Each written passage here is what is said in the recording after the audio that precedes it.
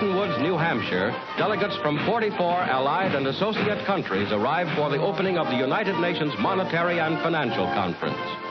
The year was 1944, and the delegates had come to the conference to revive economies across the globe, wiped out by World War II. So these delegates drew up plans for a pair of global institutions.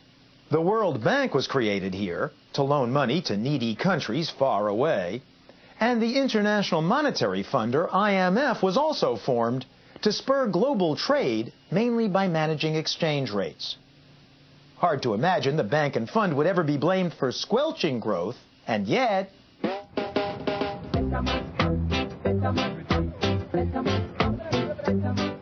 Better must come, a fitting anthem for the poor island nation of Jamaica, given its recent past. I see the rich getting richer and the poor dying. Poet Muta Baruka recorded the hit economic rap Better Must Come to blast politicians for borrowing money they now had to pay back with interest. You keep borrowing money from the IMF and the World Bank in the people's name, continuing the oppression of black people by the same colonialist masters. Why you can't learn? To Jamaicans like Muta Baruka and others, the IMF has come to represent oppression, though the fund will tell you it's just been trying to do its job, keep the Jamaican economy alive and kicking. The conflict is over the IMF's role, which has evolved during the decades from managing exchange rates to providing emergency loans to poor countries in economic crisis. The IMF has become the developing world's lender of last resort. But in return for its loans, it has demanded economic changes in places like Jamaica, supposedly to spur growth and avoid economic crises in the future. The kinds of reforms that we are encouraging Jamaica to implement, and the World Bank, are reforms that would increase the growth in the economy, increase its productive potential, and in that way provide the domestic resources so that they can deal with the poverty that exists in that country. Such reforms were meant to foster stability and growth. Just what the 184 countries that contribute to it want the IMF to do with the $120 billion or so it has to lend. But if the loans can't be paid back, the fund says it won't have money for the next borrower, the next crisis. So, to make sure it gets its money back, the IMF sets conditions on the loans. Economic reforms that it says lead to economic discipline and ultimately growth. They are: encourage exports to earn money in the global marketplace, discourage imports that drain money from the economy, stop the presses, the ones that print money, that is. Printing money can lead to runaway inflation, privatize inefficient state-owned businesses, cut deficit spending by government, and keep paying your debts. But all these reforms, and especially debt repayment, have proved to be harsh medicine for poor countries like Jamaica. This is Kingston, Jamaica's capital. For years, the minister to the poorest of the poor, Father Richard Albert. You're Tony Moscow's sister? Yes, sir. I to come see you Thursday. Yeah, man, you come Thursday. Yeah, and we'll talk, yeah. Yes, sir. You have to remember that the vast majority of these people are terribly, terribly poor, and survival's the name of the game.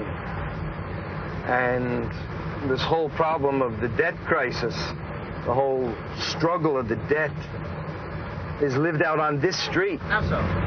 Well, when the government doesn't have enough money to pay the debt, they take it from social services. And so that housing, health, employment opportunities, all of those are almost non-existent. Nearly half of every dollar the government of Jamaica spends already goes to pay interest on the debt, while 20% of Jamaicans live below the poverty line. In one Kingston neighborhood, built on a working garbage dump, kids gather while a notorious fugitive hides nearby amidst the rubble. You see Nati around? No. I'm glad you didn't either. He's out there somewhere. The dream for these kids? To get a gun.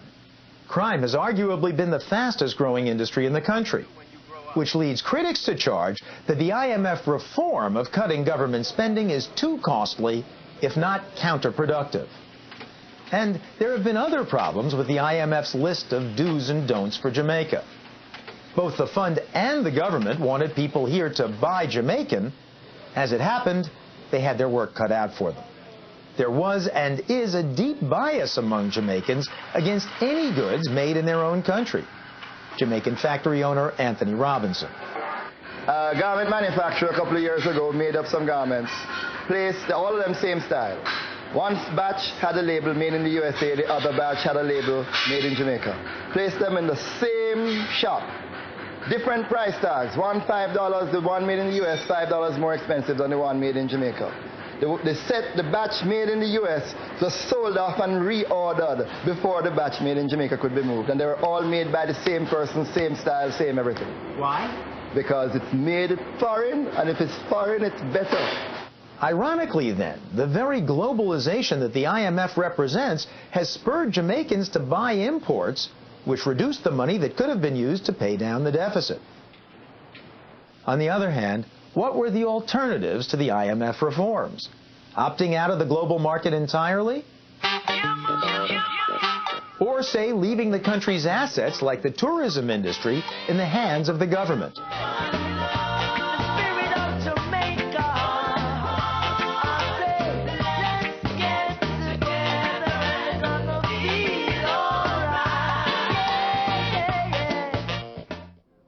Butch Stewart runs the Sandals Resort. I'm a hard believer that free enterprise is the only way. I've seen the aspects of it at work, and I've seen the aspects of state operations and control that don't work. Stewart took over Sandals when it was a state-owned, money-losing hotel and made it profitable. More than 300 Jamaicans are now employed here. Private enterprise, says Stewart, not only puts money in people's pockets, it also teaches marketable skills. Liebert Bernard is a 27-year-old waiter. When I came here, I didn't know nothing. I started in the corner there after breakfast in the morning for approximately 2 hours in the morning. Learn how to set the table, put on water glass, what side to serve from, food from the left, beverage from the right, all those things. In a country where the unemployment rate is over 15%, even a menial job can unleash powerful ambitions and perhaps lead to new businesses and more jobs. I don't want to work all the days of my life working for people, you know. I want to work so I can employ people. More business is better, so you can employ more people, less unemployment. Liebert Bernard would seem to be a poster boy for free market reforms, a vindication of the IMF policy of globalization. And yet, decades after the IMF began making reforms a condition of its loans, Jamaica is actually poorer than it was before conditionality. But is that because of failed IMF policies? Or because Jamaica's is a desperate economy which has to swallow some bitter pills? There's no easy thing because there are winners and losers. We sat down with the IMF's former chief economist, Ken Rogoff, now back to teaching economics. Suppose, he said, a state-run company is hemorrhaging money. You'd like to keep the company going. Somebody's going to lose their job. On the other hand, the country is going to collapse in a year. How do you trade these things off? And they're tough decisions, and they're not easy to escape at some level. The political elite in the country has to make them. Sometimes they call on the international community, they call on places like the IMF and the World Bank to give them a little political cover for what they have to do. And that, say those who defend the fund, is why poor countries like Jamaica can get loans from the IMF and then blame it at the same time. Part of what the IMF does is give advice, but part of it is you point at the IMF, do exactly what you had to do. You had to slash the budget because nobody will lend you money anymore. And the IMF provides that whipping boy, and that really is part of its role. The whipping boy, says Rogoff, for critics like economist Michael Winter in the popular film Life and Debt, which chronicles Jamaica's decades-long struggle with the IMF. The economy today is much more under the control of foreigners, not necessarily through direct ownership, but through the mechanism of debt. In the 1970s, we owed $800 million. By the end of the 1980s, we owed $4 billion. Nowadays, we owe $7 billion. So the debt is rising, and all the time the debt is rising, our capacity to export, to produce, is getting less. At the end of the day, though, the main question this film suggests is not an easy one to answer.